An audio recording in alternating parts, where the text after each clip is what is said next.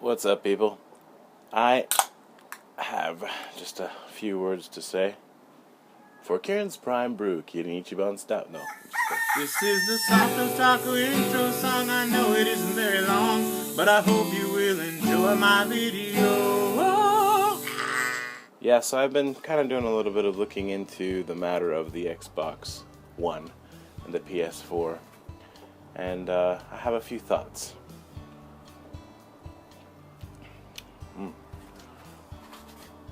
I just counted my Xbox 360 game collection, and I have about 350 games.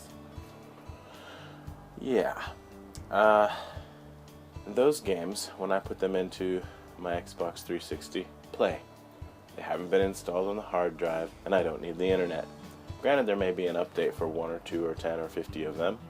If I hook it up, connect to the internet, I can get that. But if I take a monitor and an Xbox 360 to the forest, and I have access to electricity, I can play Xbox 360 games.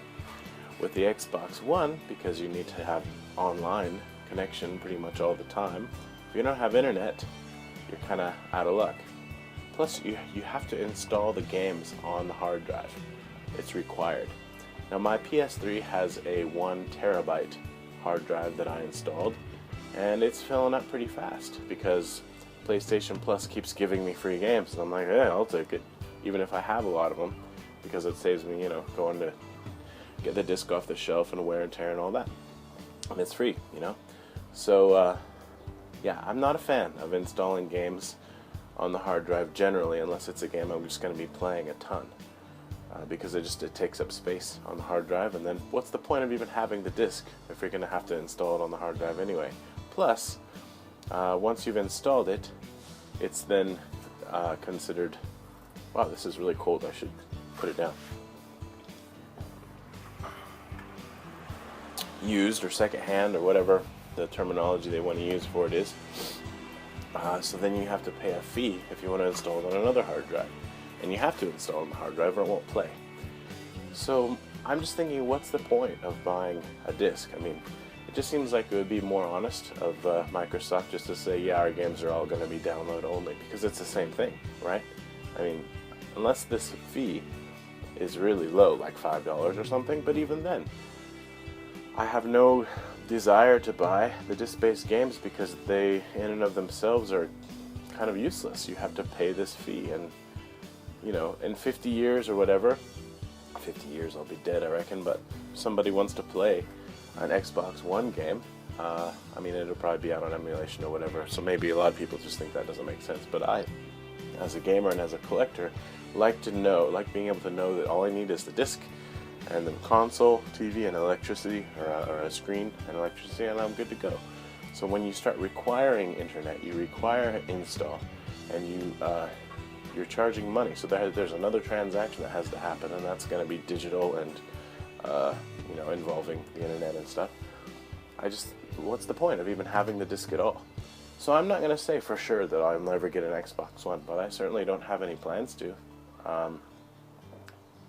If I do, I may just download games for it, because ultimately it's the same thing, right? Got to install it on the hard drive. I don't know. I'm definitely not a fanboy. I actually have more 360 games than I do PS3 games. But someone, Yoshida, I believe, at Sony was saying one of the reasons why they aren't planning to have the online required all the time is that people don't always have good internet access, and that's certainly true. And also, he was saying that used games will play, because the idea is when you buy physical media, the reason you buy the physical media is so that you can take it with you and play it somewhere else. Gee, that makes sense. So there's still a pretty good chance that I'll go for a PS4, because it sounds like there's still a reason to buy the disc-based games. As far as the Xbox One goes, I don't know, I think the controller looks awesome. The magnetic triggers is a brilliant idea. And I think it's a nice looking controller. And I like the way that the Xbox One looks. Just, very angular, and I don't know, it's fine. Huge is good. I don't mind that. But Oh, and the fact that neither of them have reverse compatibility is a bummer, but I'm over it. We're moving on. That's okay. But yeah, I don't know. I don't see it. So those are just some of my thoughts on the matter. I was talking to one of my friends the other day who has a 360, and he didn't realize that the Xbox One is essentially going to require you to have the internet all the time, and they're going to charge you to play used discs. Well, I mean, to be able to install them. Plus, imagine how much hard drive space you need if you don't play a ton of games. Like, if you're one of these people who plays Call of Duty nonstop, and I know a lot of gamers like that, I mean, it might be perfect for you, but I'm a short attention span gamer. I have a lot of games, and I plug them in at a whim.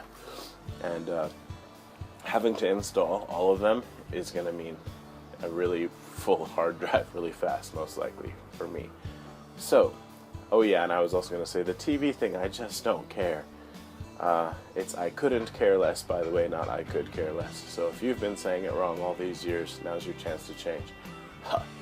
Anyway, I just use my TV remote, and I push a button, and I swap it back and forth between TV and the game. I don't need my game console to do that for me.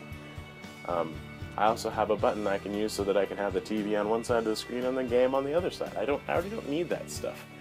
Or I already have that stuff. I don't need it on my game console. So, I don't know. I mean, I don't mind that they're adding all that kind of stuff, but if it's taking away from, like, processing power that could be applied to games and stuff, then I just think, I don't know. But I'm definitely not saying I'm never going to buy one because I don't want to eat my words someday.